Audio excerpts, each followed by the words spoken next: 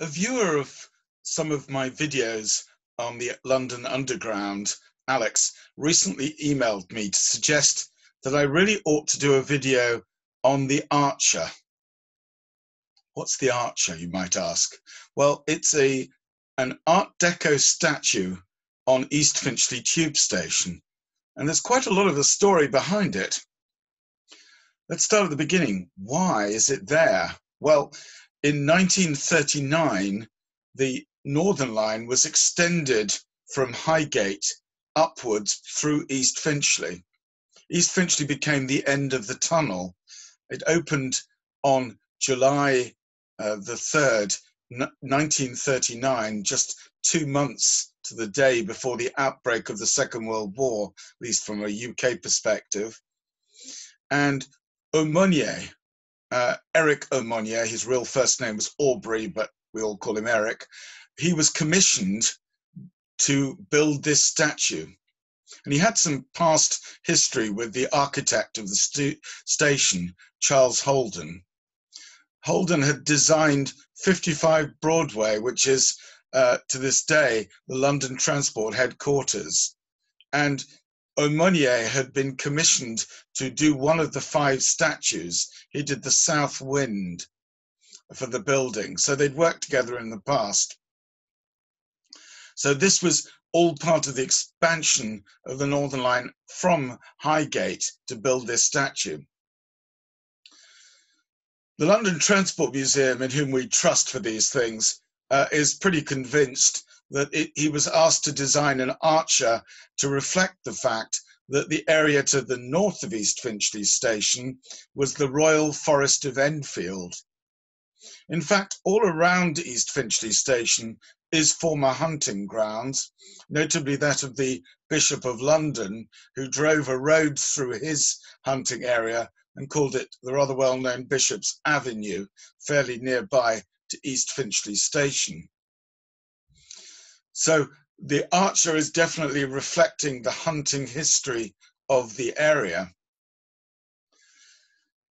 It's also suggested by many that the Archer is firing an arrow, or has fired an arrow, into what is in fact the longest tunnel of the London Underground at 17.3 miles, all the way down to Morden.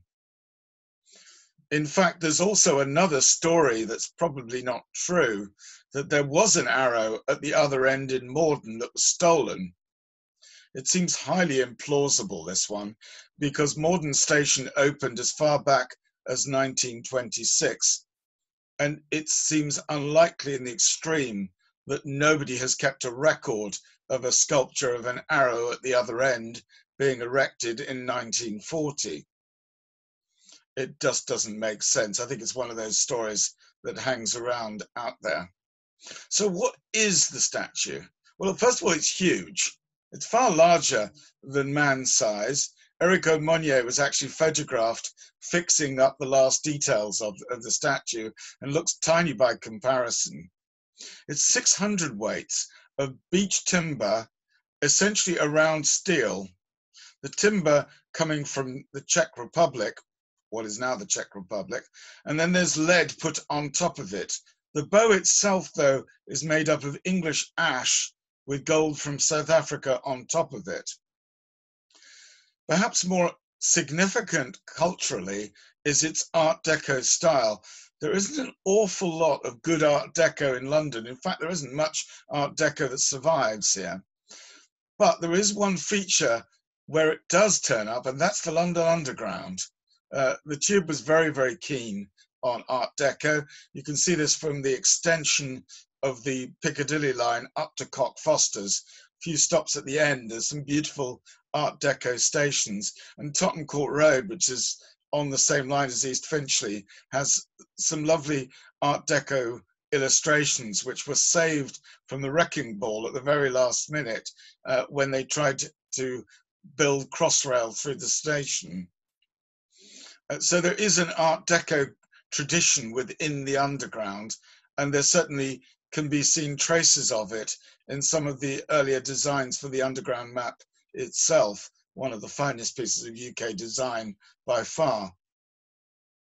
So what of Eric Aumonier? I pronounced that in sort of a French accent because he was a Huguenot. These were French Protestants who fled France after the revocation of the Edict of Nantes by Louis XIV in 1689. Aumonier was born in Northwood. His grandfather had actually set up a sculptor business, which happened initially in Tottenham Court Road and ultimately in Charlotte Street, which in the 1930s, Eric was running with his brother William, like his grandfather. And they presumably produced Art Deco sculpture pretty much to order. Aumonier himself, we've already mentioned, was one of a quite prestigious bunch of sculptures commissioned to build parts of the design work for 55 Broadway.